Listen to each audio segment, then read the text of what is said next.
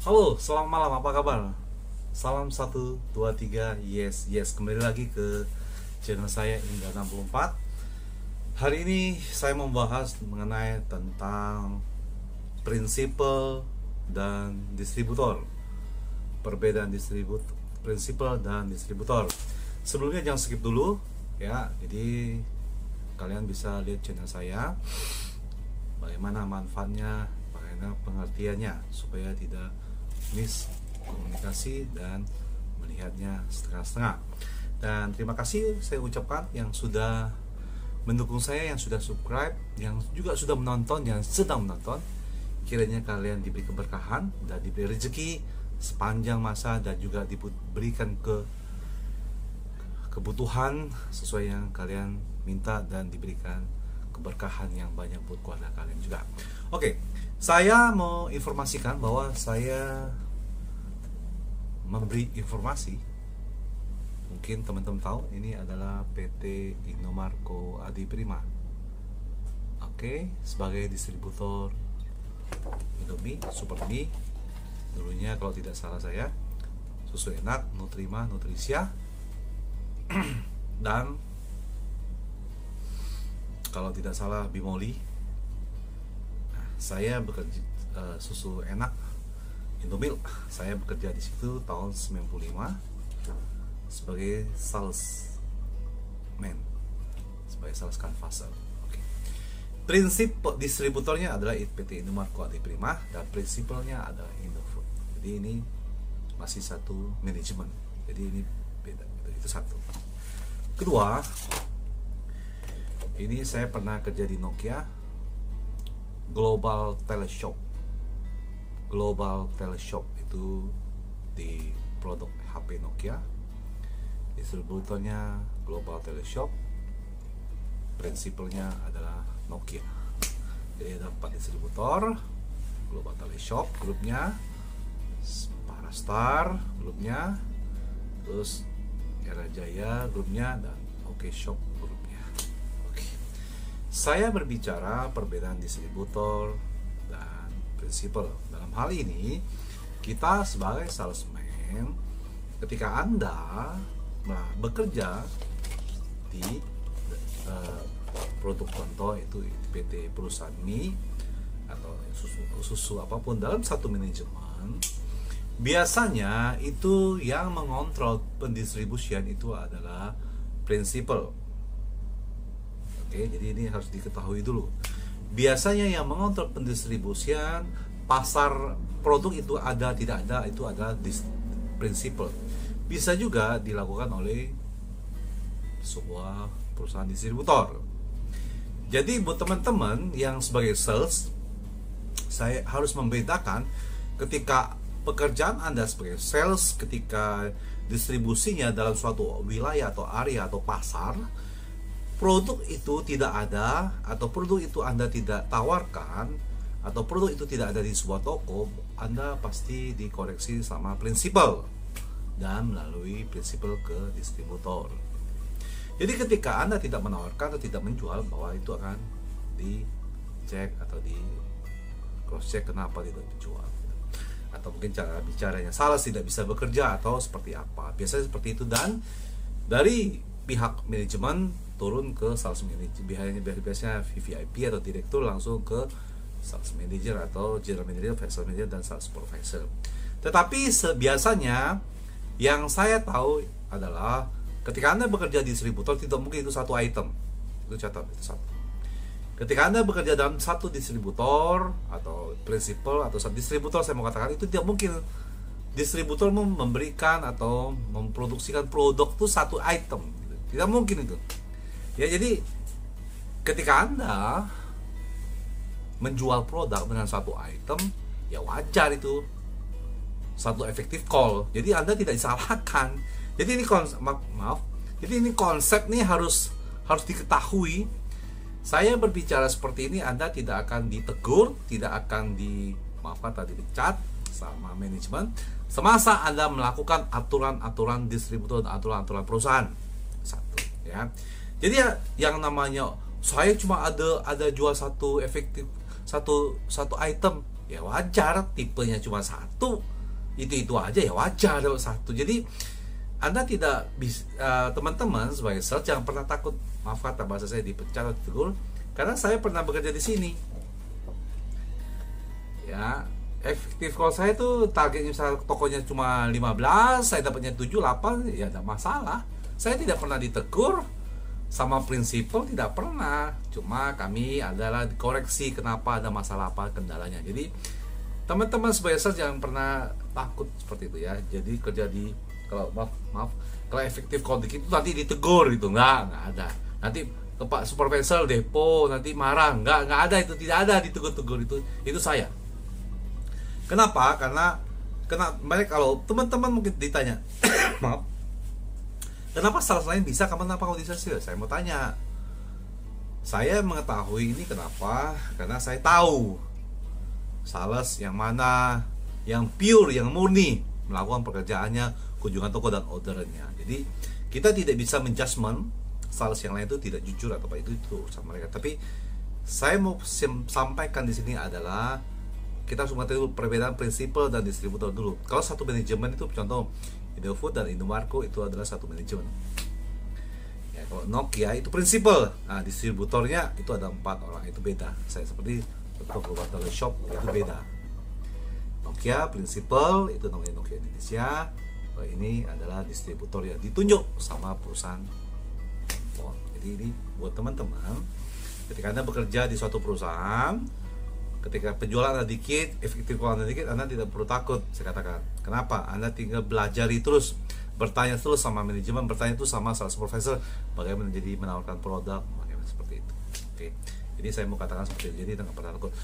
Tidak ada, maaf kata, Anda bekerja, contohlah, Anda bekerja sebagai sales motoris, Anda ada order yang banyak, contoh ini ya, Anda jual ke satu toko, boom, banyak 30 gitu. Ya, cash tentunya. Anda tidak usah pecah nota, teman-teman. Saya katakan Anda tidak usah pecah nota. Zaman dulu itu pakai nota, zaman saya itu digital. Lebih baik Anda lakukan sesuai dengan proses perusahaan, prosedur perusahaan, dan jujurlah bekerja sebagai sales. Jangan Anda bangga dengan efektif call banyak, tetapi Anda fiktif atau pecah nota itu tidak boleh. Bahasa kita saja diperbaiki. Ketika ada yang mau order banyak, ketika Anda sales motoris, maaf, Anda tinggal kasih sesuai dengan pesanan pendistribusian. Minta 1 dus, kita kasih 20. Karena kunjungan kita ada 10 toko satu hari. Kalau ibu mau banyak, nanti besok saya akan kirim, suruh, tentunya ada bagian gudang, jadi saya kirim gitu. Karena saya akan kunjungi ke toko-toko berikutnya. Jadi gitu. Jadi kalau maaf kata ini salah bicara, kalau efektif call tuh sedikit akan dipecat, itu tidak mungkin. Ya, manajemen juga pasti tahu. Ya, ketika Anda melanggar SOP perusahaan, Anda tidak akan dapatkan surat keterangan dari perusahaan seperti ini, ada bahwa Anda ada pengalaman kerja. Bahwa Anda sudah pengalaman kerja dalam suatu perusahaan. Kalau ketika Anda melanggar, Anda tidak dapat surat perusahaan ini karena Anda tidak jujur. Itu bahasa saya. Jadi Anda mau bicara apapun, kalau Anda tidak punya pengalaman kerja, orang yang memiliki pengalaman kerja adalah orang yang pernah bekerja dalam suatu perusahaan. Nah, ini adalah bukti bahwa saya pernah bekerja dalam suatu perusahaan. Jadi ketika saya bikin konten, saya tidak bicara saya hebat, tapi saya ada waktu untuk memberikan kontribusi tentang sales. Makanya saya bikin konten di YouTube. Kalau saya tidak ada waktu, saya tidak akan bikin. Karena pekerjaan saya 2 tahun ini ada waktu, makanya saya coba untuk apa sih, seperti apa. Itu seperti konten YouTube seperti apa, makanya saya coba. Walaupun saya memang tidak berpengalaman dalam YouTuber pemula, karena saya masih pemula, tetapi dalam dunia sales saya tahun 95 sebagai sales. Jadi teman-teman kalau mau bicara tentang, bertanya tentang apa, saya akan jawab. Saya akan jawab semuanya semampu saya. Karena dulunya saya di area Jakarta, dulunya saya kerja di Jakarta Barat, Pusat, Selatan, dan habis itu saya pindah suatu perusahaan, saya saya kerja di Sumatera, wilayah Sumatera saya pegang sampai Cirebon. Habis itu saya mengerti tentang Kalimantan dan Sulawesi dan Bali Nusa, tentunya sampai ke Papua. Jadi pengalaman saya berdasarkan fakta, bukan masalah bagaimana cara saya menjual hebat. Itu saya tidak, menurut saya itu ketika teman-teman mau bertanya tidak masalah, tapi yang penting adalah sesuai dengan prosedur dan tidak melanggar aturan perusahaan. Ya, jadi kalau masih dalam satu manajemen, yang saya tahu adalah prinsipal tidak akan menegur mungkin manajer atau supervisor atau cuma mereka bertanya kenapa tidak toko ini tidak ambil, kenapa permasalahan apa. Jadi sebagai sales Anda tinggal laporkan saja kepada sales supervisor. Kecuali beda distributor, beda prinsipnya beda, itu pasti akan ditanya. Dan itu pun biasanya prinsipal akan berkunjung ke toko-toko, akan menanya, melihat produknya itu kenapa tidak ada di pasaran. Jadi teman-teman cukup Pak, cukup saya pikir untuk hari ini bicara tentang perbedaan prinsipal dan distributor. Intinya adalah ketika Anda bekerja sesuai dengan bekerja dengan standar SOP perusahaan, ketika Anda tidak mencapai effective call atau tidak mencapai penjualan, Anda harus cek diri Anda apakah kekurangannya. Ketika perusahaan Anda jual banyak atau mungkin Anda mau jual banyak, boom, tiba-tiba Anda yang toko si A tidak beli, Anda pecah nota, buka nota, itu tidak boleh. Ingat, saya sarankan itu tidak boleh, karena itu nama Anda akan jelek dan lambat laun itu akan ketahuan sama manajemen dan Anda akan diproses sesuai dengan aturan perusahaan. Beda dengan orang usaha sendiri, nah itu suka-suka. Jadi terserah mau bicara apa, mau bicara prosedur seperti apa. Jadi kita ibaratnya bahasa saya itu terserah dia punya strategi. Tetapi ketika Anda bekerja dalam satu perusahaan, ada aturannya, ada wadahnya, aturan dalam suatu perusahaan. Tapi Anda buka bisnis sendiri, Anda mau jual, nggak mau jual, Anda mau boom, jual banyak, terserah. Anda tidak mau jual, terserah. Itu tidak. Maksud saya tidak care, karena itu trik masing-masing orang. Tapi menurut saya, buat teman-teman yang sebagai sales, jangan pecah nota, lakukan SOP sesuai dengan standar perusahaan. Karena pengalaman saya pernah bekerja dalam satu perusahaan. Ketika saya tidak sesuai melakukan hal itu, lebih baik Anda lapor ke manajemen bahwa saya mengundurkan diri dalam suatu perusahaan. Itu lebih baik. Karena ketika Anda mengundurkan diri, berarti Anda tidak melakukan hal-hal yang tidak jujur. Tentunya lebih baik Anda mengundurkan diri dan Anda sampaikan saya tidak bisa bekerja dalam seperti ini, ketika harus mencapai sesuatu hal yang dalam kata sesuatu yang bagus, tapi ternyata itu caranya tidak bagus, tidak jujur di hadapan manajemen. Anda tinggal sampaikan, dan tentunya para atasan sudah mengerti mana orang yang jujur, mana yang orang yang tidak jujur, dan mana orang yang kerja keras, dan mana orang yang tidak kerja keras. Dan ketika waktu berjalan, ketika Anda berkata jujur, disitulah satu alangkah awal Anda akan menaik dalam suatu proses posisi jabatan dan pekerjaan yang layak. Karena kita bicara kejujuran adalah suatu proses untuk Anda untuk meningkat suatu level, tentunya dalam berbagai level, dalam beberapa pekerjaan, dalam berbagai jabatan.